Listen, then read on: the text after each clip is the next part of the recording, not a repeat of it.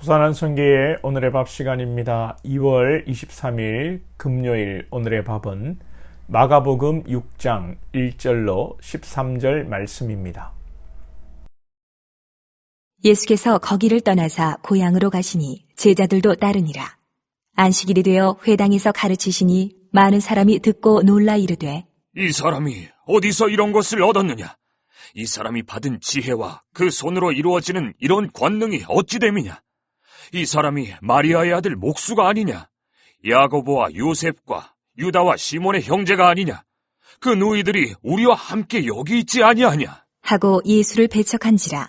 예수께서 그들에게 이르시되 선지자가 자기 고향과 자기 친척과 자기 집 외에서는 존경을 받지 못함이 없느니라 하시며 거기서는 아무 권능도 행하실 수 없어 다만 소수의 병자에게 안수하여 고치실 뿐이었고 그들이 믿지 않음을 이상히 여기셨더라.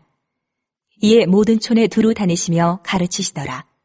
12 제자를 부르사 둘씩 보내시며 더러운 귀신을 제어하는 권능을 주시고 명하시되 여행을 위하여 지팡이 외에는 양식이나 배낭이나 전대의 돈이나 아무것도 가지지 말며 신만 신고 2벌 옷도 입지 말라 하시고 또 이르시되 어디서든지 누구의 집에 들어가거든 그곳을 떠나기까지 거기 유하라. 어느 곳에서든지 너희를 영접하지 아니하고 너희 말을 듣지도 아니하거든 거기서 나갈 때에 발 아래 먼지를 떨어버려 그들에게 증거를 삼으라 하시니 제자들이 나가서 회개하라! 전파하고 많은 귀신을 쫓아내며 많은 병자에게 기름을 발라 고치더라. 오늘 본문은 예수님께서 고향에 가셔서 안식일의 말씀을 가르치시는데 고향 사람들이 예수님을 보고 목수의 아들이 아니냐, 야고보와 요셉과 유다와 시몬의 형이 아니냐 하며 예수님을 배척하는 내용과 예수님께서 제자를 파송하신 내용입니다. 먼저 예수님께서 마가복음을 앞에서도 보셨지만 고향에서 대접을 못 받으십니다. 우리도 홈그라운드에서 먹고 들어가는 이점도 있지만 특히 목회자의 경우에 고향에서 대접을 잘 못 받는다고 합니다. 어릴 때 콧지 일질 흘리고 어떻게 자랐는지를 다 아는데 그런 모습 속에서 목사가 되었다고 해서 성도들이 또 그를 키운 선생님들이 장로님, 권사님들이 교회 출신 사역자를 목사님 하기는 쉽지가 않습니다.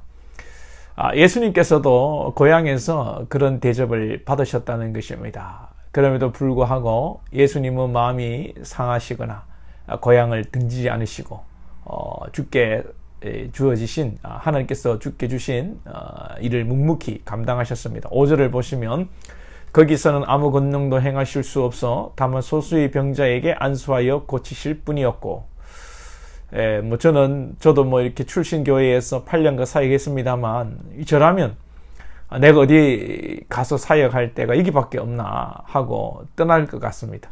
더 많이 알아주고 더 많이 사례도 주고 더 많이 인정해 주는 것으로 훌쩍 떠났을 텐데 우리 주님은 소수의 병자에게 안수하여 비록 인기가 없고 알아주지 않고 많은 사람들이 몰리고 대중적 인기가 없어도 주님은 하나님의 주신 그 사명에 그 소수의 적은 숫자이지만 그 일에 충성하신 것입니다. 이 충성이라는 것이 알아주지 않아도 인기가 없어도 숫자에 연연하지 않고 외모로 겉으로 드러나는 것에 마음이 뺏기지 않고 묵묵히 사명의 길을 걸어가는 것이라 생각이 됩니다. 저와 여러분들도 누가 알아주지 않아도 우리의 자리에서 묵묵히 충성하는 일꾼 될 수 있기를 소망합니다. 그리고 우리 가운데 편견이 없어야 합니다. 목회를 하면서 많은 사람을 만났는데 이 사람이 이 외모로 보이는 것과 실제 교제를 하면 전혀 다른 사람들이 많습니다. 정말 외모는 험상궂게 생겨있고 좀 무지막지하게 생겼지만 실제 사람이 유순하고 부드러운 분이 있는가 반면에 겉으로는 아주 양반이고 교양이 있게 생겼는데 실제는 또 무례한 사람들도 있습니다. 여러분 관상은 과학이다라는 말이 있지만 그래도 우리가 보이는 것에 선입견을 가지고 이렇게 외모를 가지고 첫인상을 가지고 평가하는 것은 성경적이지 않습니다. 나사렛에서 무슨 선한 것이 나겠냐고 했지만 갈릴리 촌동네에서 메시아가 나셨습니다. 다윗은 아버지조차 무시했지만 골리앗을 이기는 용사였고 이스라엘의 왕의 자리까지 올라간다요? 뭐 하나님께서 그렇게 사용하셨죠. 우리가 편견을 가지고 판단하는 것은 성경적이지 않습니다. 항상 우리가 열린 마음으로 변화와 소망의 이 기대를 가지고 사람을 대하고 우리의 환경과 앞날에 대처해야 됩니다. 예수를 믿는 것은 소망입니다. 사람에 대한 소망이요, 장래에 대한 소망이요, 궁극적으로는 하나님의 나라의 임재에 대한 소망입니다. 오늘 본문에도 소망이 넘칩니다. 비록 예수님께서 고향에서 배척당하셨지만 사명을 감당하시고 적은 소수이지만 치료하시고 가르치시고 이제 12제자를 부르사 사역을 이렇게 명하십니다. 만약에 예수님께서 고향에서 또 바쁜 사역에만 쫓기셨다면 대접을 받고 사람들에게 여러분 막 이렇게 몰려다니는 그런 일이 있으셨다면 제가 생각할 때 제자들을 파송하는 시점은 뒤로 늦춰질 수밖에 없었다고 생각합니다.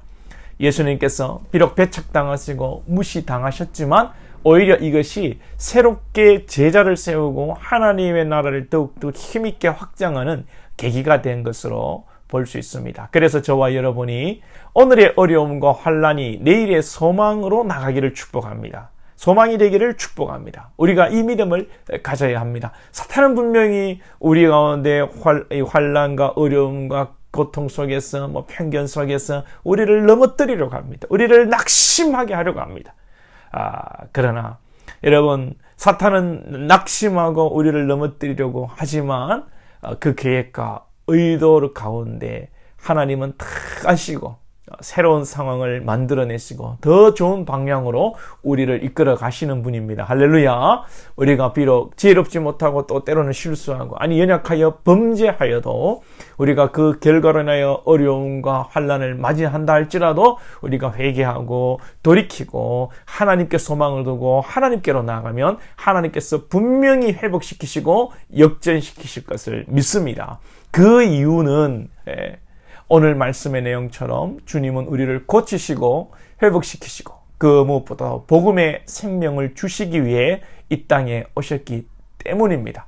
우리가 긍정적인 마인드를 가지고 기도를 한다고 되는 것이 아니라 하나님께서 그렇게 하시기 위해서 이 땅에 오셨기 때문입니다. 오늘도 회복시키시고 고치시고 생명 주시는 주님과 동행하시는 복된 날 될 수 있기를 축복합니다. 기도드리겠습니다.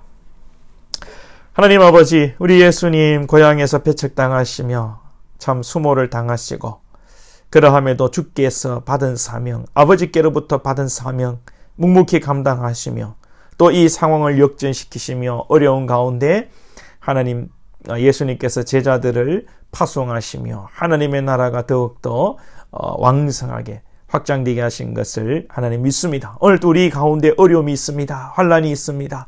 염려가 되는 일이 있고 낙심할 만한 일들이 있습니다. 그러나 회복시키시고 역전시키시는 하나님께 소망을 둡니다. 우리 사랑하는 권속들 하나님께 소망을 두고 나아가 주님이 회복시키시는 은혜를 경험하는 복된 날 되게 하여 주옵소서. 예수님의 이름으로 기도하옵나이다. 아멘.